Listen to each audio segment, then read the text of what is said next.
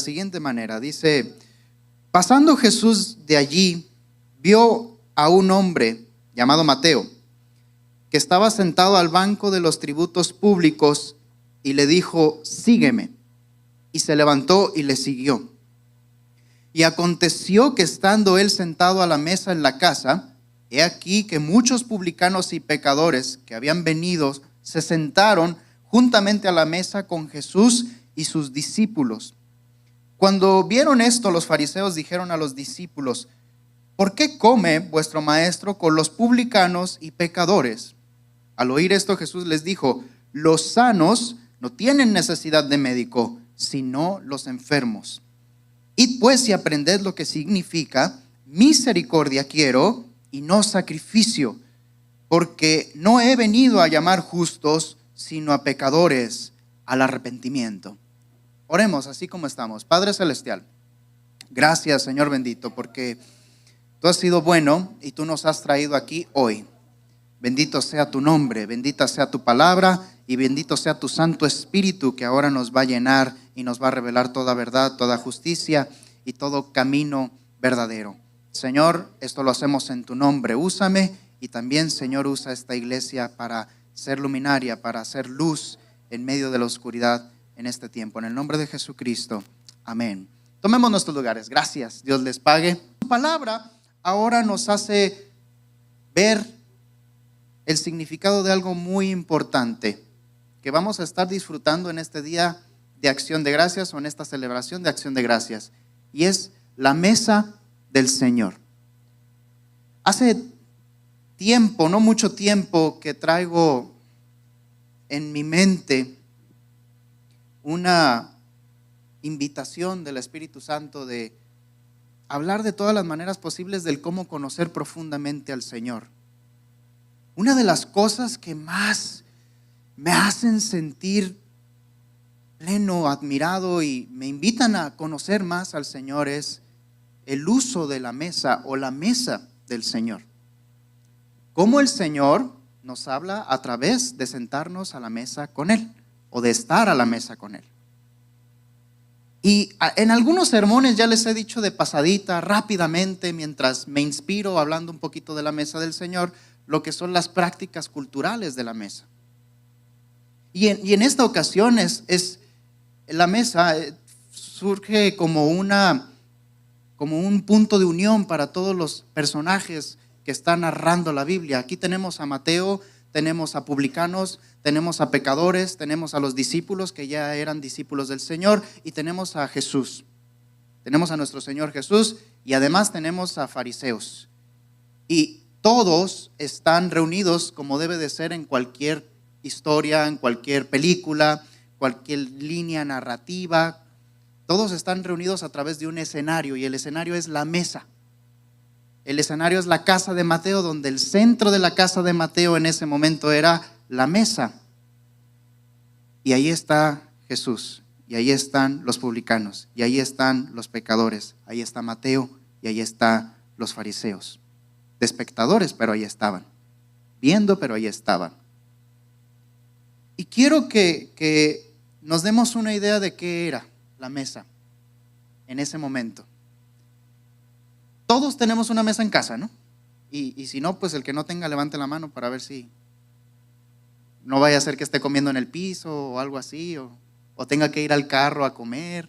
Bueno, porque ahora muchos comen de maneras raras, ¿no? No tienen tiempo para sentarse a una mesa, y ahí estamos comiendo el lonche, a veces hasta en el baño, donde podemos. Es rara las mesas que tenemos ahora. Pero se supone que todos debemos de tener una mesa en casa. Y si no tiene el brother santo, Dios, hay que buscar donarle una mesa al brother. Si tenemos una mesa en casa, o por lo menos hemos vivido la experiencia de estar a una mesa, tenemos ahora reglas culturales en la mesa. Y tenemos una manera de participar de la mesa. Entonces resulta que una mesa comúnmente está al centro de un hogar, donde está el comedor, entre la sala y la cocina. Es un punto de encuentro. Los que vienen de la cocina se encuentran con los que están en la sala en el comedor, y todos comparten y todos comen. y todos cuentan chistes, algunos más salados que otros, algunos tienen historias muy bonitas, algunos a lo mejor discuten cuestiones importantes en la mesa, pero la mesa es un punto de encuentro. Y la mesa hoy tiene sillas. La mesa tiene sillas y con las sillas nosotros nos sentamos, nos acomodamos y se supone que en la mesa debemos de tener un ambiente relajado, ¿no? Entonces, al tener la comida, al tener gente que apreciamos o invitamos y al estar sentados en una silla, la mesa es una experiencia de convivencia, es una experiencia de relajación, es una experiencia donde el encuentro que tenemos con las demás personas tiene que ser algo bueno. De la mejor manera está cuidadosamente calculada la mesa. Pero en ese tiempo quiero invitarles a que ustedes se imaginen cómo era la mesa de Jesús y por qué hay ciertas reglas culturales que en ese tiempo eran muy estrictas.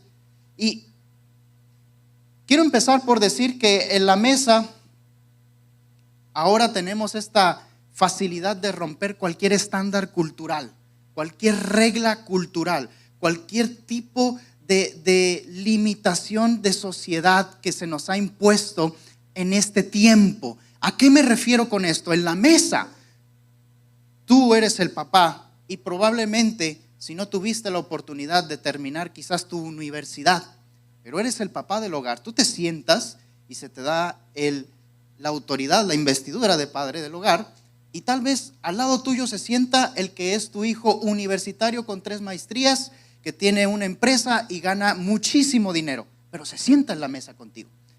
Después del otro lado tenemos al nini que ni trabaja ni estudia y es un rebelde y es un antisistema, y está el muchacho en la edad donde contra todo mundo, él se la sabe de todas, pero se sienta a la mesa. Y después tenemos a la princesa, a la niña del hogar, a la que todos cuidan, a la que le están buscando un buen prospecto, que es una niñita de 13, 15 años, y tal vez sus pláticas no son las mismas que ni la del universitario, ni la del padre, ni la del antisistema, pero se sienta a la mesa. Me voy explicando, no hay impedimento en las mesas. Todos o nos sentamos. En una familia o caben todos en la mesa o no caben nadie. En una familia buena, ¿no? Una familia que hablamos donde todos pueden sentarse a la mesa. El Señor en su tiempo no tenía estas facilidades. En su tiempo o eran todos corbatudos en la mesa, o eran todos antisistema, o eran todos princesas, o eran todos lo que usted se imagine, pero no tenía que haber distinción en una mesa. Los que se caían bien se tenían que sentar juntos. Los que se amaban se tenían que sentar juntos. O los que mínimos tenían ideas en común se sentaban juntos.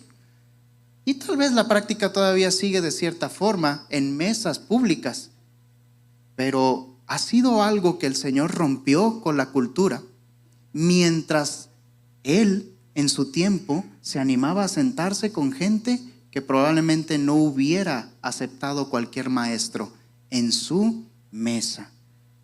El Señor fue rompiendo eso. Lo que ahora nosotros vivimos es algo que Jesús empezó a romper en su tiempo. Porque a veces ese respeto, probablemente en las familias no se tenía, esa cultura de sentarse todos a la mesa, probablemente no se tenía.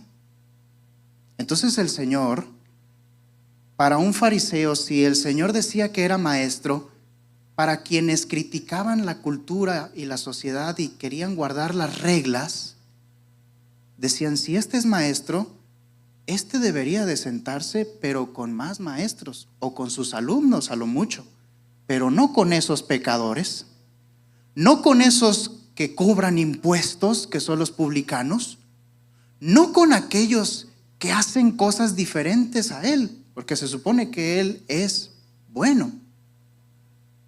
Pero el Señor lo hizo. Y no obstante, antes de irse a sentar a la mesa, ya había llamado a alguien que nunca hubiera llamado cualquier otro maestro. Había llamado a Mateo, un cobrador de impuestos, un enemigo público. El que cobraba impuestos era un extorsionador. El que cobraba impuestos en ese tiempo era hábil para las cuentas, y no solamente para cobrar las cuentas para Roma, sino para cobrar las cuentas y sacar su propio billete, su propia ganancia de más. Entonces era alguien que se hacía rico a costa de los demás. Y el Señor ve a esa persona, al enemigo público número 1 de un judío, y le dice: sígueme. Entonces algo intuye esa persona. Mateo dice: este hombre está cambiando las reglas, me está llamando a pesar de que yo sea su enemigo. Voy a animarme a hacer algo, dijo Mateo. Los voy a invitar a mi casa y voy a hacer una reunión rara. Voy a abrir la mesa de una manera rara, a ver si quiere Jesús. Y yo me imagino que le dijo a Jesús: Jesús, ¿qué te parece? Y Jesús dijo: encantado de tu idea, amigo.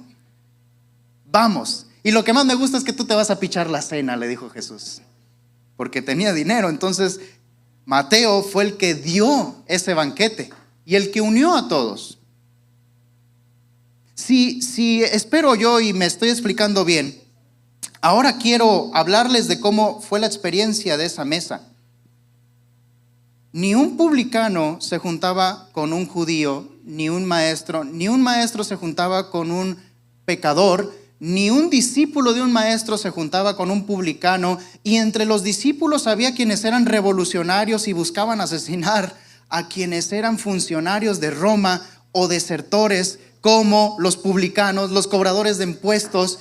Todos allí, en otro punto, en quizás una plaza de Jerusalén, hubieran estado gritándose y hubieran estado peleando el uno al otro. En la mesa estaban conviviendo. Era una mesa rara. Y déjenme decirles algo. La iglesia ha sido dispuesta como una mesa. Y aquí se vale que nos veamos raro, pero aquí cabemos todos o no cabe nadie. Aquí venimos todos y disfrutamos de la mesa que ha puesto el Señor con nosotros, o nadie tiene parte. Porque todos fuimos llamados como Mateo, en condición de ser enemigos públicos, en condición de estar en contra del Señor, de hacer las cosas mal. Y pasó el Maestro, el Santo de Israel, el Rey de Reyes, el puro y santo, el único que podría tener el catálogo o la investidura de perfección en este mundo. Y a ti que ahora vienes, y a mí que me llamó, y a todos los que estamos aquí que hemos visto al Señor cara a cara o hemos sentido su voz en nuestro ser, Él nos ha dicho claramente: sígueme. Y de seguirlo, Él no nos va a llevar a vivir ya experiencias o a vivir este mundo como nosotros nos imaginábamos, tal como lo decía como lo decía Josué, como lo decía Beto. Nosotros vamos a estar en una experiencia por demás rara. Vamos a sentarnos a la mesa a conocer al Señor y a conocernos unos a otros. Así le vayas al Barcelona, Dios te perdone, yo te tengo que conocer. Madridista, no les está yendo bien, no estoy en mejor posición de presumir mi madridismo. No sé si Fabio sea del Barcelona, que vive cerca de ahí. Madrid, tengo un compañero aquí conmigo. Yo ya lo conozco y me cae bien. O le vayas a la América o le vayas a las Chivas, así como la hermana Miriam sabe de quiénes le van a las Chivas o al Cruz Azul y los tiene con el América. O dejando los equipos de fútbol, si tienes una espiritualidad diferente a los demás.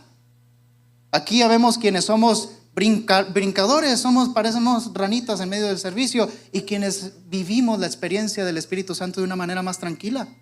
Quienes oramos de una manera fuerte, que nos escuchen, como nuestra hermana Luz. Y quienes lo hacemos de una manera tranquila. Pero estamos todos sentados a la mesa. Dice una bonita alabanza: y es Cristo el que va a servir. ¿Y quién empezó con esta variedad, con esta diversidad, con esta rareza? La empezó el Señor, y la empezó con un propósito. La empezó de una manera así, de diferente y de rara en su tiempo, porque Él tenía un propósito muy claro.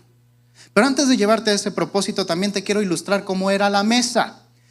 Ya dije cómo era la mesa o cómo es la mesa hoy. Hoy nos sentamos. En ese tiempo no se sentaban. Tampoco comían parados. ¿Ustedes se imaginan cómo comían? Negativo. Tampoco parados. Más o menos. Comían reclinados. Y reclinarse significa que tú inclinas tu cuerpo y llegas con tu parte frontal a encontrarte con la mesa. Ellos comían de una manera chistosa, muy cómodos. Y esto lo empezó el Imperio Romano cuando conquistó a todas estas naciones, incluidas Jerusalén. Se reclinaban y ponían su codo y esta mano la tenían para agarrar todo lo de la mesa y convivían como semiacostados en la mesa. Entonces la mesa era bajita. La mesa era un ejercicio de humillación, porque tú te inclinabas y al humillarte mirabas el puro rostro de la persona y la mesa quedaba ras de suelo. Pero además, algo chistoso que me gusta decir, es que todos se sentaban con su codo izquierdo y sus pies a la derecha. Si tú te sentabas al lado de alguien, ¿qué tenías al lado de él? Al lado tuyo, que era de esa persona. Eran sus pies. Las mesas en ese entonces no tenían así como que una gran cantidad de salubridad o reglas de limpieza. Tú te sentabas a la mesa, reclinado, cerca del piso, con tu codo en una almohadita y con los pies de tu vecino por acá. Tenías que elegir bien a tu vecino. Tenías que saber bien con quién te sentabas. O tenías que lavarle bien los pies cuando entrara a tu casa. Esos ejercicios culturales, por eso requerían que todos se cayeran bien, requerían que todos estuvieran de buena manera, que todos estuvieran en la misma sintonía, para soportarse, para amarse en la mesa. Pero el Señor le decía, tú, pecador, hasta si no te has bañado en 3 días, vente, te invito a la mesa. Y te sientas al lado de Pedrito. Por eso Pedro de repente era tan corajudo. Juan tal vez aprendió a amar los pies de los demás y después se hizo el apóstol del amor. Ustedes imagínense tantas experiencias en una mesa que abría Jesús. Era raro, diferente, porque así es el reino de los cielos. El reino de los cielos venía a demostrar todo lo que nosotros omitíamos, evitábamos vivir, no sabíamos cómo se experimentaba. El reino de los cielos vino con el Rey Jesús de Nazaret y nos vino a dar en vida práctica, en cosas tan sencillas, un vislumbramiento, una demostración de la grandeza y la maravilla de vivir la gracia, la misericordia, el amor, la aceptación de Cristo Jesús hacia nosotros. Y después de decirte todo esto, algo que me gusta hablar del verbo inclinarse, que viene del griego anakeimai, más bien, viene del verbo en griego anakeimai, que significa inclinarse. Es un verbo que se utilizaba siempre en las mesas, pero algo que me gusta mucho pensar también es que Jesucristo lo utilizó. La Escritura lo narra a través de Jesús en el primer acto que hace como un pequeño bebé recién nacido en este mundo. Lo que me hace también llevarte a pensar en que este mundo es una mesa que el Señor ha servido. Y cuando la Escritura narra en Lucas 2 que Jesucristo nació, que nuestro Señor y Salvador nació, Él estaba reclinado en un pesebre. El verbo que se le da por primera vez a nuestro Salvador es el de reclinarse, es el de inclinarse, es el de bajar. No es una clave interpretativa, por si hay algún teólogo. A mí me gusta pensarlo así, me gusta considerarlo así. Porque tú pudieras hablar de un bebé que su primer verbo pudiera ser llorar, pudiera ser estar comiendo, pudiera ser estar siendo, no sé, cambiando de ropa. Cualquier cosa que tú te imagines que un bebé esté haciendo normalmente, pero el Señor Jesús, lo primero que se dice es que Él estaba reclinado, estaba rebajado, estaba a ras de suelo en un pesebre, no en un mesón. sino en un establo. No en un cunero, sino lo que sería una camita de un cordero recién nacido. Eso era un pesebre. Y por eso dice Filipenses que Él se humilló. Y por eso este mundo, siendo, como decía nuestro hermano, el lugar que es estrado de los pies del Rey, vino a ser el lugar donde Él vino a humillarse. Vino a rebajarse. En la mesa nosotros nos reclinamos, pero ¿saben qué paradoja, qué diferencia hace el Señor? Nosotros nos reclinamos para que Él se quede parado y ahora Él nos sirva a nosotros. Muchas veces nosotros venimos a la mesa queriendo servir y el Señor lo que nos invita es a que nos sentemos, a que nos reclinemos y Él nos va a servir. Porque Él ya vino a inclinarse primero que todos nosotros. Él ya vino a reclinarse, a humillarse primero que todos nosotros, lo que lo hace tener autoridad para servir, porque el que quiere ser servido primero tiene que servir, porque el mayor es el último, porque el primero es el último y el último será el primero. Y el Señor llena cada requisito para que nosotros sin temor vengamos a ver la maravilla que es Él para nuestras vidas. Para que cuando vivamos la experiencia de seguir al Maestro, veamos lo que verdaderamente es Él y no el cuento que traemos en la mente o el miedo que nos lleva a pensar sobre Él. Cristo se humilló, hizo de este mundo su mesa y después se levantó para que nosotros al sentarnos a la mesa seamos servidos por el Señor. Por eso debemos aprender a que el Señor nos sirva a la mesa para después saber servir. Porque de otra manera el servicio que nosotros damos quizás carece del entendimiento de cómo debe de ser. Pero el Señor ya se rebajó hasta lo sumo para saber servir, para mostrarnos cómo servir. Y ahora se exalta para servirnos todavía y nosotros ahora hacer lo mismo en la mesa que Él dispuso. Este mundo lo ha hecho su mesa y también para la iglesia es la mesa que el Señor ha dispuesto para que todo aquel que más diverso, el más diverso que usted se imagine que haya en esta sociedad, en este mundo, nosotros vayamos a servirle para que vean la grandeza del Señor, para que vean la esperanza que hay en el Señor, para que vean la aceptación y la transformación que hay en la obra de nuestro Señor Jesucristo. En la iglesia hay mesas que quizás ustedes vean ahorita en un rato más arriba para ir a degustar alimentos, pero el Señor ha puesto mesas, ha permitido que todo este sistema sea alrededor de mesas quizás, pero para que aprendamos a servir como el Señor nos sirvió a nosotros primero.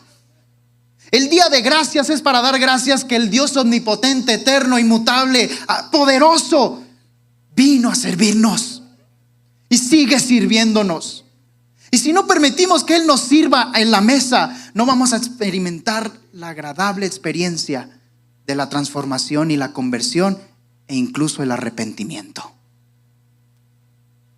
Porque nada hace que un orgulloso se arrepienta más que el ver que alguien más le sirva de corazón.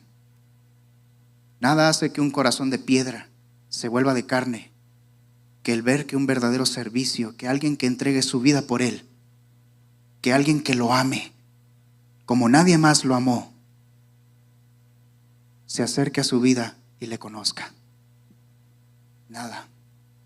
¿Tú crees que con tu orgullo te vas a sanar con más orgullo? ¿Que con tu orgullo te vas a sanar con seguir siendo servido? Porque eso es lo que dice el mundo en este tiempo. Tú vales mucho. Y si piensas que no vales mucho, repítete a ti mismo que vales mucho. Y exígele a los demás que te sirvan. Exígele tus derechos a la sociedad, al presidente, al mundo. Exige dinero, exige obligaciones que tengan solamente contigo y no tú con los demás. Estamos haciendo más corazones de piedra.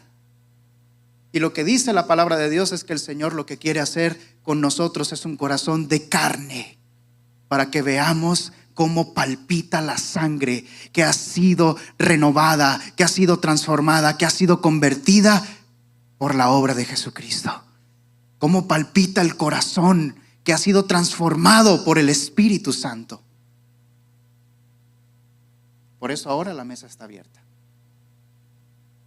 Tú has traído la comida, pero el Señor te ha traído el pan vivo. Tú has traído sillas, pero el Señor ya se ha inclinado para que tú ahora seas servido.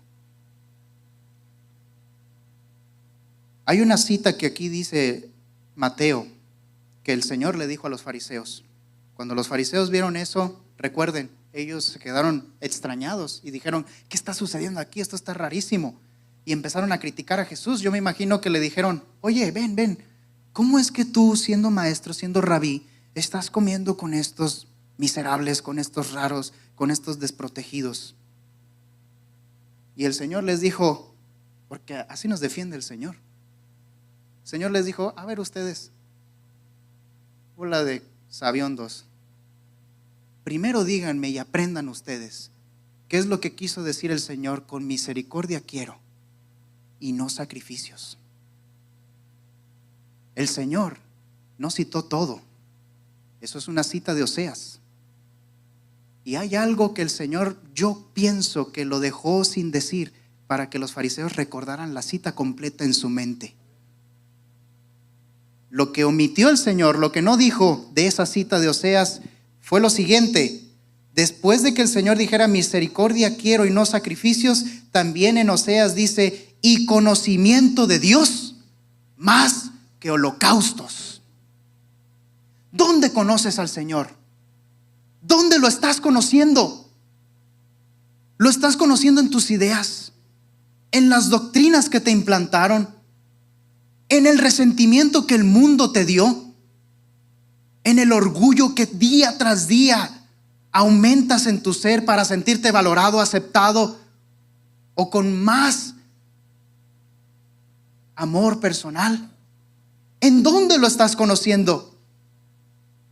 El Señor les dijo a los fariseos: miren, si ustedes supieran que el Señor anhela más misericordia que sacrificios y conocimiento de Él, ustedes sabrían quién soy yo y estuvieran en esa mesa, me estarían conociendo y pronto estarían dejando sus sacrificios vanos por estar haciendo verdadera misericordia y estar conociendo verdaderamente al Dios eterno a través de mí. Porque eso es lo que pide el Señor. A veces con orgullo hacemos sacrificios, pero son vanos. A veces con resentimiento venimos a la iglesia y hacemos sacrificios, pero esta es una mesa, no es un altar de una manera completa o levítica para venir a hacer sacrificios. A veces agradamos al Señor. Esto es una mesa para venir a conocer al Señor. Y Él quiere más que cualquier sacrificio que lo conozcas, para que habites cerca de Él, para que estés cerca de Él, para que a profundidad tú sepas lo que es ser discípulo de Cristo y vivas todos tus días como un discípulo de Cristo. Más que cualquier holocausto, ama, se apasiona porque lo conozcas. Porque en eso consiste la vida eterna, en que tú le conozcas. Y al Padre que estuvo en Jesucristo y nos lo mostró y vimos su gloria, porque Él fue el unigénito del Padre, el único que iba a manifestar esa gloria en esta tierra. Conoce a Jesucristo. Hace mucho que Él abrió esta mesa y hace mucho que esta iglesia tiene que servir como una mesa, no de altar de sacrificios vanos, sino como mesa para venir a conocer al Señor. Y tú y yo, aunque seamos publicanos, pecadores o discípulos o hasta fariseos, pero Dios te puede perdonar y salvar de eso. Estamos en la mesa para que seamos como nuestro Maestro, y venga quien venga, conozca a Jesucristo. Para que diga la gente: tú hablas como Jesús. Es que como mucho con el Señor. Tú hablas como Él, tú te conduces como Él. Es que tomo mucho del vino que me da el Señor, y es vino celestial, te lo recomiendo. Tiene la mejor fermentación que pueda existir. Y además el Señor le hace ver a los fariseos con esa pequeña frase que Él sirve, como lo hemos estado diciendo. Pero además, al servir, el Señor cumple con algo que todos necesitamos y que lo buscamos de una manera inadecuada en muchas ocasiones: la sanidad. Él habla de que Él no vino a sanar a los que ya creen, porque yo me imagino que Él no se refería a que los fariseos estaban ya sanos, sino a los que piensan que ya están sanos. Él viene a sanar a los que humildemente dicen: necesito sanidad, Señor. Y vienen enfermos o vienen con un diagnóstico de muerte. Y hablo espiritual, que es peor que la muerte normal. Que vienes en una condición en la que tú, como el salmista, admites que eres polvo. Y en humillación admites tu enfermedad. Y como dice en el Sermón del Monte en Mateo 5, en esa humillación, en esa pobreza de espíritu, tú eres bienaventurado, porque el Señor te va a servir y te va a sanar. ¿Piensas que no necesitas doctor? Espiritualmente hablando, perdón, pero el Señor no te va a ayudar de esa manera. Y no eres bienaventurado, porque las reglas son distintas. El bienaventurado no es el que aparenta o el que supuestamente tiene, es el que admite que no tiene. Es el que sabe que no tiene. El que viene a los pies de Jesucristo. Y Él sirve. Él ayuda. Él levanta. Pero si nos tratamos de sanar de una manera distinta, que no sea con el conocimiento de Cristo, estamos perdidos. Y es un tiempo en este mundo, en este momento, en esta sociedad, donde todos piensan que conocen a Cristo y no es cierto. Necesitamos conocer a Cristo para ser sanos. La sanidad del mundo, de las familias, de incluso la psicología personal, tu estado emocional personal, no es lo que el terapeuta te dice. No va a ser que ahorita esté Trump en el gobierno. No va a ser que ahorita haya cualquier alternativa social, psicológica, científica o filosófica. Tu única sanidad es conocer a Cristo Jesús. Él es el Señor de señores, es el doctor de doctores, es el Rey de reyes. Conocerlo a profundidad no es ese ejercicio intelectual, no es ese ejercicio ni siquiera religioso o pseudo espiritual de supuestamente orar tantísimas horas o supuestamente a golpear tu cuerpo con tantos ayunos o tantos sacrificios.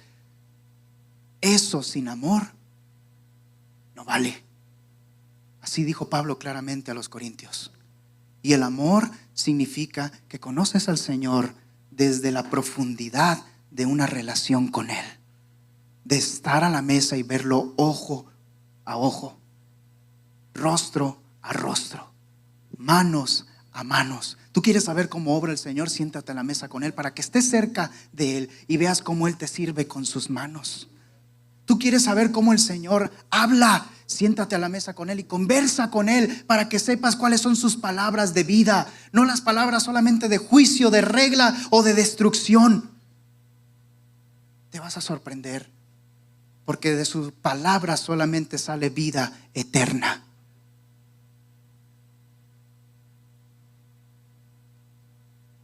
No quiero decirte que con la condición en la que está el mundo ahora de no conocer a Cristo estamos destituidos de conocer al Señor. No tenemos la capacidad de conocer al Señor. No, por el contrario, el mundo podría estar más cerca del Señor que nunca, con tanta información, con tanta apertura espiritual que ahora supuestamente hay. Hay gente que está involucrándose en prácticas satánicas para supuestamente conocer al Señor. Gente que está yéndose a una experiencia alucinógena con hongos, con drogas, para supuestamente conocer la espiritualidad del mundo o al Dios que hay en este mundo. No lo van a conocer, porque no es el orden de Dios, no es lo que el Señor ha instalado para conocerle. No es la manera en la que nosotros vamos a llegar al conocimiento de Cristo. Tú quieres conocer al Señor, no voy a decir otra cosa, siéntate a la mesa con Él. conócelo. Pero ¿quién vas a ser? Porque dijimos en un principio que todos los personajes aquí están alrededor de una escena, alrededor de un punto de encuentro, y esa fue la mesa. Pero los publicanos, los pecadores y los discípulos estaban de un modo, sin embargo los fariseos estaban de otro modo. El publicano, el pecador y el discípulo estaban de diferente manera, pero en el mismo lugar. Si te acercas como discípulo, bravo, te felicito. Tú ya conoces en cómo camina el Señor, en cómo está el Señor, cómo duerme el Señor, no sé, todo lo que te imaginas que un discípulo conocía en ese tiempo de su maestro antes de llegar a la mesa. Pero en la mesa tenía que estar el discípulo. Aquí no se omite al discípulo, no se ve al discípulo sirviendo. El discípulo se sienta y sigue siendo servido por el Señor. ¿Cómo te acercas tú como discípulo al Señor? No te acercas tratándolo de apantallar para servirle y que no te levantes, Señor, yo te ayudo, yo hago todo. Porque estropeamos la mesa del Señor. El Señor sirve y el discípulo también está sentado. Te aplaudo por ser discípulo, pero también vale más que aprendamos a estar sentados con el Señor en el momento que Él nos llama a participar de su mesa y de sus palabras. Te acercas como publicano. Tal vez te podría dar una referencia de que eres un traidor, un vendepatrias, alguien que no está cumpliendo con lo que debe de hacer. Un publicano era judío, pero era un judío que cobraba a sus hermanos judíos, era un judío que hablaba mal de sus hermanos judíos frente a Roma, era un judío que se aprovechaba de sus hermanos judíos para sacar beneficio de eso. No importa. A nosotros tal vez nos dé coraje, pero estás invitado también a la mesa. Y aún el que es tibio puede pasar a una temperatura adecuada delante del Señor. Y puede convertirse si se sienta con Él. Aprende de Él. Y como dice la Escritura, se hace manso y humilde de corazón, como Él lo es. Y toma su yugo y toma su cruz y sigue al Maestro. Pero siéntate, aunque seas publicano, aunque seas traidor, aunque no le caigas bien a muchos, el Señor no te descalifica de su mesa, porque el único que te puede transformar para que empieces a ser alguien de bien es el Señor. Nadie con su resentimiento o su falta de aceptación te va a transformar. Solamente el Señor, que te acepta tal y como eres, a pesar de que no eres como deberías de ser, y te transforma. Finalmente, también te puedes acercar como un fariseo. Y aquí el fariseo, quiero defender la causa de un fariseo. O sea, lo quiero hacer un verdadero fariseo, no como lo que dicen que es un fariseo ahora. Porque es muy fácil que cuando hablan ahora de fariseos, santo Dios, pues capaz se me imaginen a mí. Encorbatado, trajeado, con lentes, intelectual, con carrera teológica, que es bien criticón. Santo Dios. Creo que si ustedes me ven de lejitos, cumplo todo eso. Eso es la calificación que he escuchado de muchas iglesias para los fariseos. Pero el fariseo era más que eso. El fariseo tenía arraigada una espiritualidad buena. Tenía arraigada una religiosidad, una mentalidad que supuestamente era buena. Y allí, cuando nos metemos al terreno de la mente, de lo que cada uno cree, muchos, si no nos ponemos alerta, aun sea tu religión más diferente a la que profesa el otro, que pueda ser supuestamente legalista, si tú eres un libertino arraigado que piensa que su propuesta de religión también es la mejor del mundo, pecas de fariseísmo. Porque el fariseo es el que cree que tiene mejor propuesta que Jesús mismo. El que cree que sabe más que lo que la Escritura dice que es. Porque ellos añadían leyes que no estaban en la ley de Moisés. Porque ellos añadían prácticas que supuestamente eran más santas que las que ya estaban establecidas. Y alguien ahora puede sentirse incluso bien santo por hacer lo que quiere, por hacer y deshacer, pero supuestamente amar a Dios. Y puede estar abriendo una mesa donde solamente acepte a los que vivan como él, así como también el legalista, que piensa que solamente se ama a Dios de una manera cuadrada y ornamentada. Pero el fariseo lo puede ser cualquiera. Voltea al que tiene enseguida y dile: ¿tú qué eres? No vaya a ser que descubramos aquí al infiltrado. Y soy yo. No digas. Es lo que tenemos que cuidar, hermanos. Porque el fariseo, ¿qué hace? Mira de lejos la mesa del Señor. Eso es todo. El fariseo no estaba en la mesa del Señor. El fariseo pudo haber sido fariseo dentro de la mesa del Señor. Y el Señor, con la conversación, con la plática, con servirle, con ayudarle, con estar charlando con él, con estar dándole palmaditas en el pecho, con abrazarlo como amigo, quizás lo pudo haber ido cambiando. O la opinión del fariseo no iba a ser 100% farisaica, sino que con la presión social, con el amor social más bien que se vive en la mesa, él tal vez iba a empezar a cambiar un poco su forma de ser. Porque ese es el poder de la mesa del Señor. Pero el fariseo mira de lejos.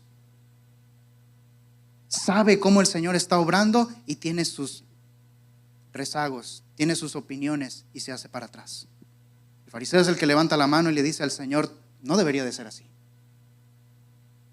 Debería de ser como yo pienso, como han dicho mis papás, como ha dicho tal persona que yo admiro. Hasta si eres fariseo, hermano, tú estás invitado a la mesa.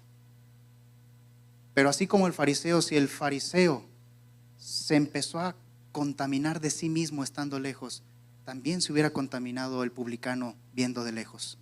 También se hubiera contaminado de sí mismo el pecador viendo de lejos. Y cuando los discípulos vieron de lejos al Señor, también se contaminaron de sí mismos. Porque mientras Pedro estaba cerca de la revelación de Cristo, le dijo: tú eres el Cristo, el Hijo del Dios viviente. Pero cuando se alejó Pedro de la revelación de quién era Cristo, le reconvinió y le dijo: Señor, más vale que no vayas a morir, porque ese no debería de ser tu trabajo. ¿Y qué le dijo el Señor? Aléjate de mí, Satanás.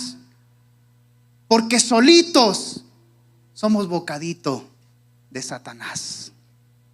Lejos de Cristo somos platillo fácil, banquete para Satanás. Y no nos da el golpe final él. Nosotros mismos somos los que acabamos con la oportunidad de estar cerca del Señor. Paz de Cristo, hermanos. No sé si me estoy explicando, ¿todo está bien?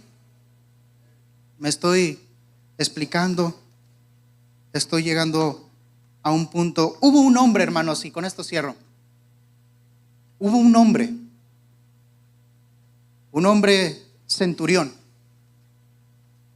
que recibe una de las revelaciones más impresionantes que yo adquiero de la Escritura. Este hombre centurión, un capítulo antes del que estamos nosotros meditando ahora, se acercó al Señor y le dijo: Señor, tengo un hijo que está mal, va a morir si no lo sanas. Y el Señor le dijo: está bien, vamos. El centurión le dijo: no, porque lamentablemente tú no puedes ser bien recibido en mi casa. Tú bien sabes, Señor, que los romanos en su sitio y los judíos en su sitio. Tú eres judío, no puedes entrar a mi casa. Pero yo conozco algo de lo que haces.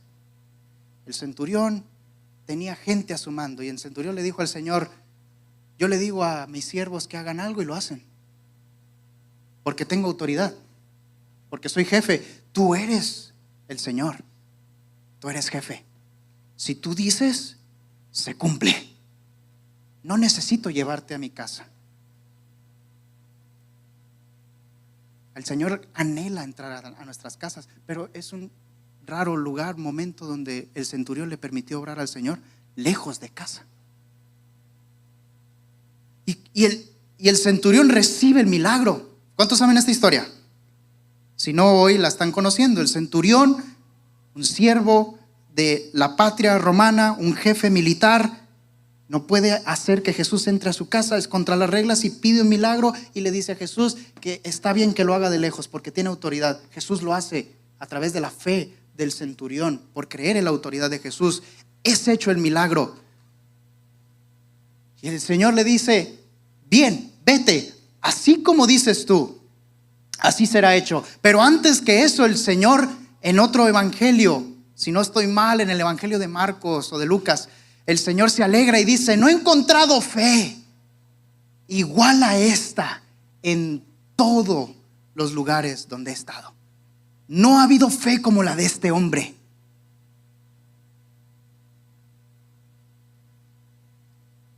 Y después dice algo: y os digo, en Mateo 8:11, que vendrán muchos del oriente y del occidente y se sentarán con Abraham e Isaac y Jacob en el reino de los cielos. El centurión recibió un milagro, pero su mayor milagro, y que abrió el milagro para todos nosotros, no fue la sanidad de ese niño, de ese pequeño.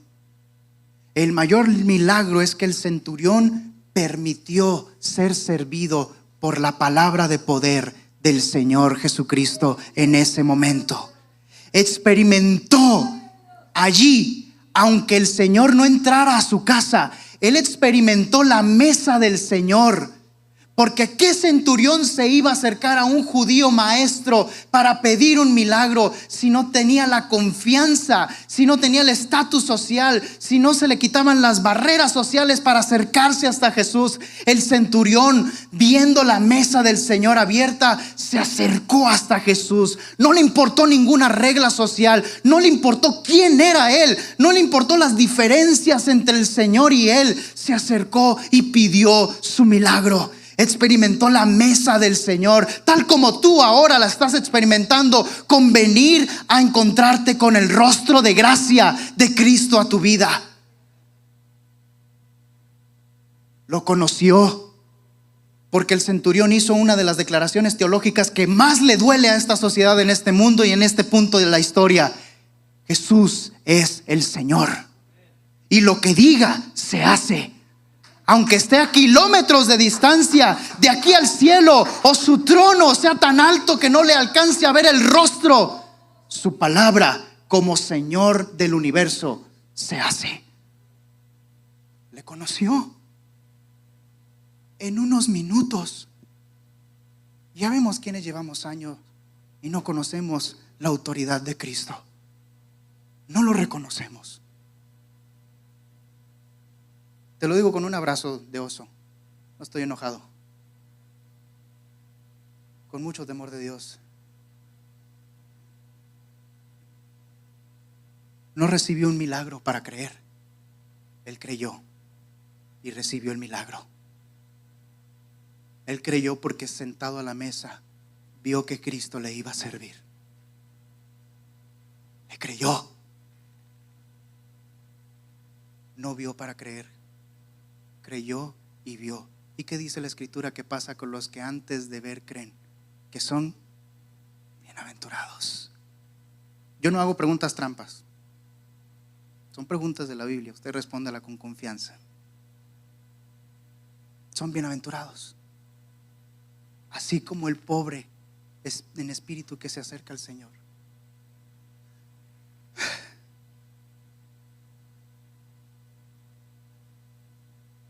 Creyó, hermanos, se sentó a la mesa con el Señor. ¿Y saben cuál fue el banquete que sirvió el Señor y que degustó el centurión? Fue la fe. El Señor miró que el centurión venía, abrió la mesa, puso un steak bien, bueno, no, término medio. El hermano Beto es el que sabe cortes. Me recomienda el término medio. Un steak término medio, rico, jugosito, de fe. Y le dijo al centurión: ven y siéntate, toma asiento, ¿qué necesitas? Y el centurión dijo: el Señor sirve. Y antes de pedir, se comió la fe. Se llenó el estómago, se llenó la vida de fe. Nosotros llegamos ignorando el plato que nos sirve el Señor.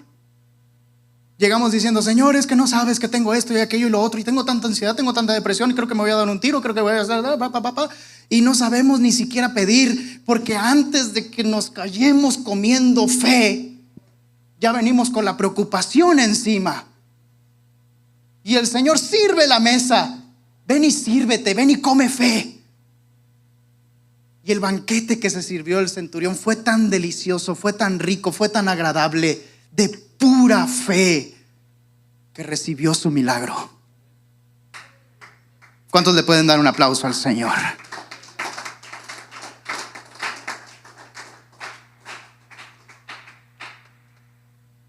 Y por eso el Señor no solamente deja el mayor milagro con el centurión, sino lo expande a todo el universo, y por eso nos alcanza la mesa del Señor a ti y a mí. Él dice que del oriente, que del occidente. Él no estaba hablando de judíos de la diáspora, Él estaba hablando de gentiles. Mientras nuestros ancestros mayas estaban partiendo cabezas y mochando cuellos, sacando corazones, antes de que vinieran a conquistarnos los españoles, que aquí está mi hermano y ningún problema, estamos bien, yo no creo en la leyenda negra.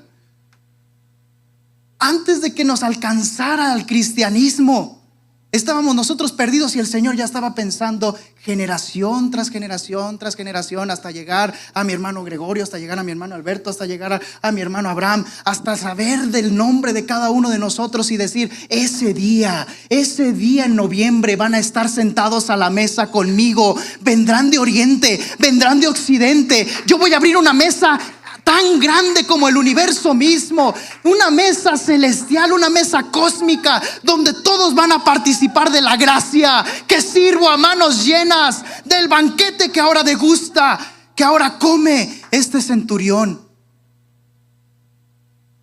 El pavo está arriba y bien rico, hermanos, pero aquí hay fe.